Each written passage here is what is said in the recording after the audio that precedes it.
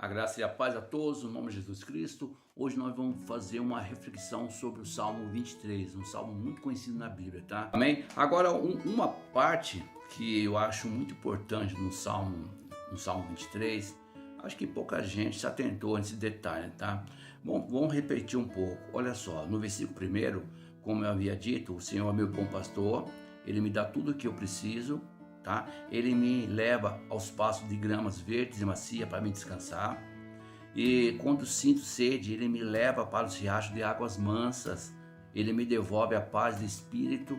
E quando me sinto aflito, tá? Ele me faz andar pelo caminho da justiça e pelo amor do seu nome.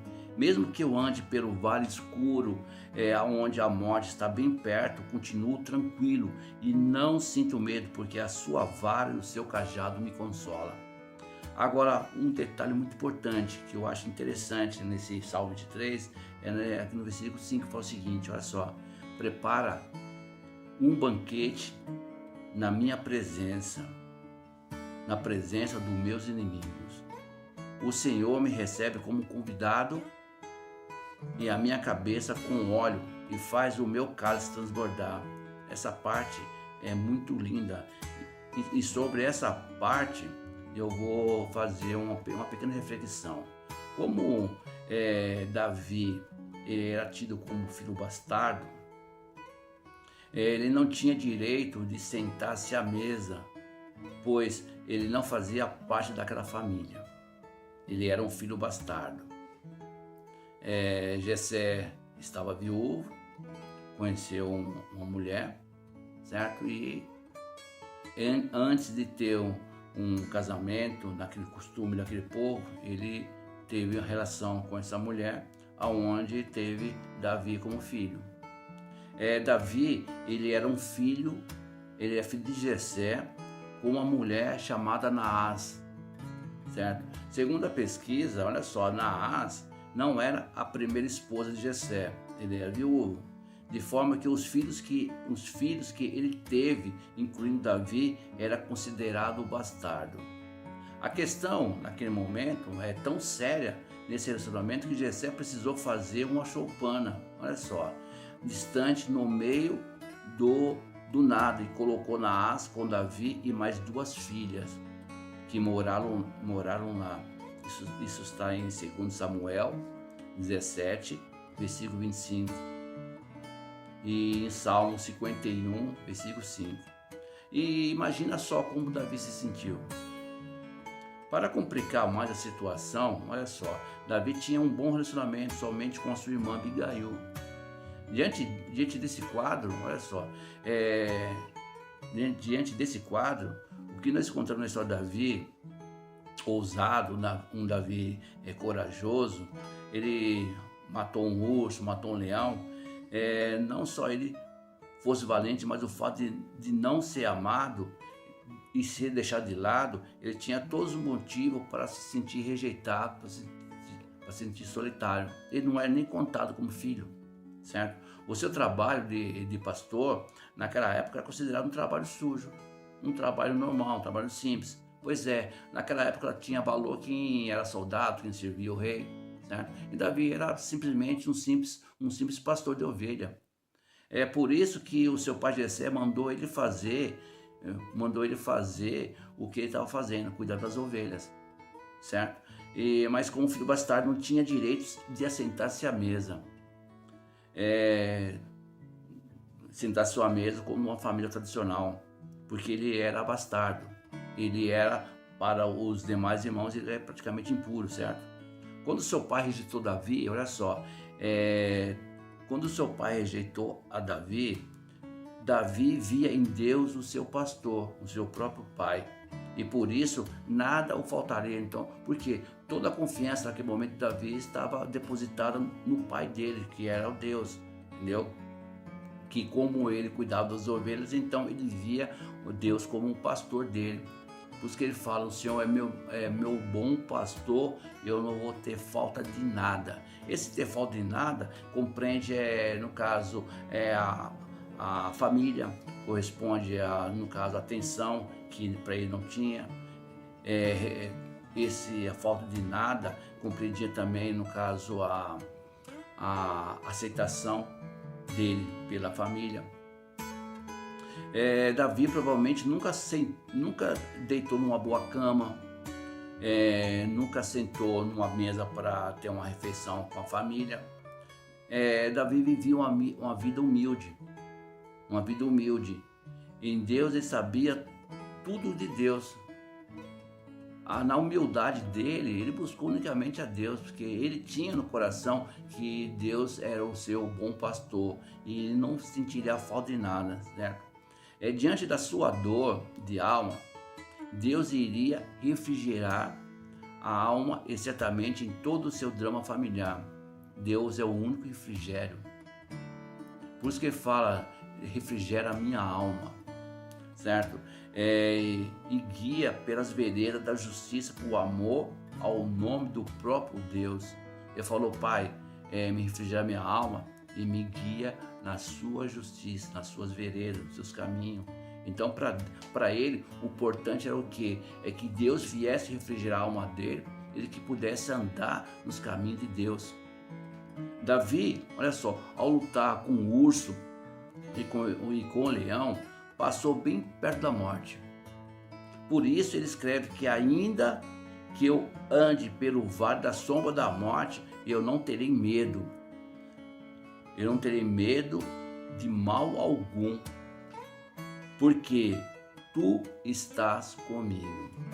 Olha só, diante de um perigo iminente, ele não se acovardou.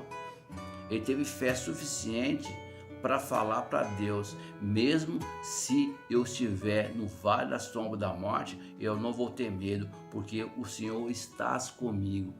E nesse momento, muitas vezes na nossa vida, quando nós estamos de frente ou enfrentando um perigo iminente, nós temos que ter essa atitude: não temerei mal algum, porque o Senhor está comigo. Davi reconheceu que a sua vida, naquele momento, foi preservada nesses dois fortes episódios, porque Deus cuidou dele e o salvou. Assim como Deus cuidou dele e o salvou, eu tenho certeza que Deus vem tendo cuidado com nós e nos salvado de todo o mal e nos protegido de todas as ciladas do inimigo. Davi, ele encontrou consolo na vara e no cajado de Deus, que é o bom pastor, porque ele via em Deus o Pai que ele não tinha.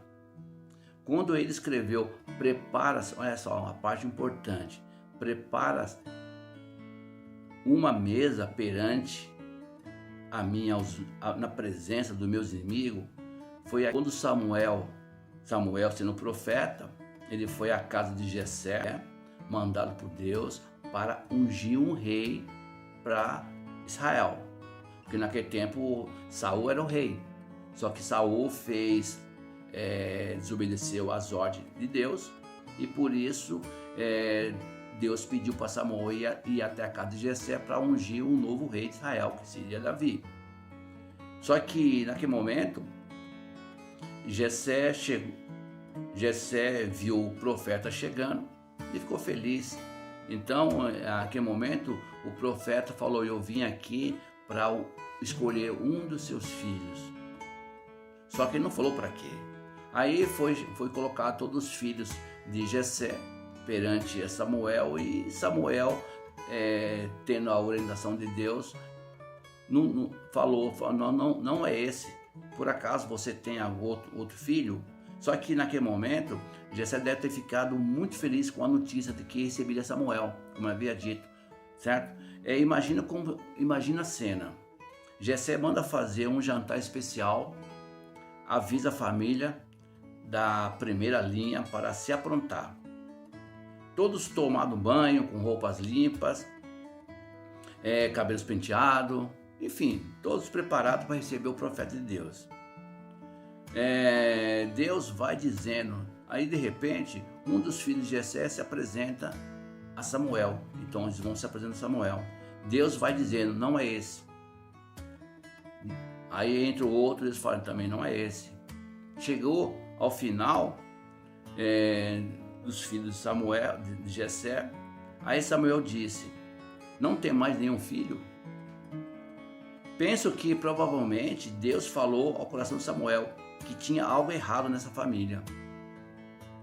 Diante da pergunta do profeta, não restou alternativa senão Jessé dizer: ah, olha só, tem um mais moço, só que ele se referiu ao mais moço, não se referiu ao filho mais moço, ao caçula. Olha só, mais uma vez você vê o desprezo de Jessé, pois ele não responde: ah, eu tenho um filho caçula. Ele não falou isso. Ele falou: ah, tem um menino. Então naquele momento Samuel disse: manda chamá-lo, porque não, olha só, olha que detalhe, manda chamá-lo, porque nós não vamos se assentar enquanto ele não chegar. Conclusão: lá vem Davi, cheirando ovelha, com roupa suja, cabelo despenteado, entrando no tapete vermelho de Deus, olha só, recebendo honras da casa. Quando ele chega, Deus diz para Samuel: é este. Então aquele rapaz, ou caso o bastardinho, recebe a unção sobre a sua cabeça, que desceu até as orlas das suas vestes. Olha só, naquele momento, Davi foi ungido. Jessé teve que engolir a seco, e ao saber que o filho que ele mais desprezou seria então o famoso rei de Israel. Por isso que Davi escreveu: prepara uma mesa perante a mim na presença dos meus inimigos, unja a minha cabeça com óleo e o meu cálice se transborda. Agora naquela noite, olha só, naquela noite foi sua primeira noite que se assentou à mesa e pôde fazer a sua primeira refeição em família. Por fim, Davi encerra o seu diário, que é no Salmo 23, dizendo o seguinte: não importa o que eu passei, não importa o que eu senti, a única coisa que eu sei que certamente que a bondade e a misericórdia do Senhor me seguirão todos os dias da minha vida, e eu habitarei na casa do Senhor para todo sempre. Quantos casos de família nós vemos hoje em nossa sociedade como esse? Parou para pensar? Esse é um bom caso de família que foi resolvido pela graça de Deus. Que assim seja na minha e na sua vida. Amém?